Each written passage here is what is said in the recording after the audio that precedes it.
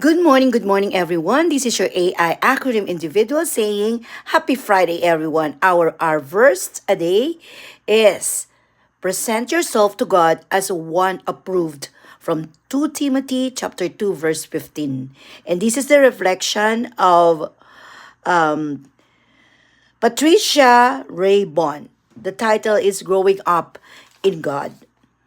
In her early years as Christian author, Gail often received some gifts from her publisher, bouquets of flowers, chocolates, boxes of herbal teas, all lovely. But over time, her publisher began to send gifts with lasting value. A one-year Bible devotionals and prayer journals. As she used them, Gail became a more mature believer, less distracted by freely gifts and more committed to using her life to lead others to Christ.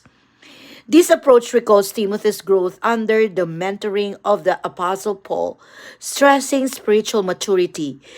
Paul advised, do your best to present yourself to God as one approved, a worker who does not need to be ashamed and who correctly handles the word of truth. From 2 Timothy chapter 2 verse 15.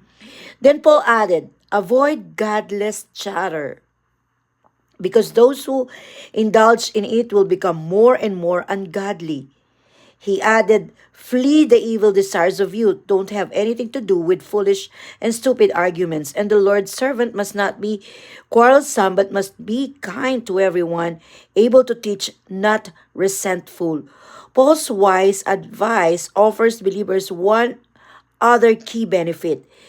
Even opponents of Christ, when they see our mature choices in Him, may come to their senses and escape from the trap of the devil. So, growing up in God has eternal outcomes beyond ourselves. Let's not wait, therefore, to grow up in our faith. Others will benefit as well. Where is your faith immature? How can you grow up spiritually? Wise God, please grow my spiritual maturity in you. For further study, let us always read the Bible.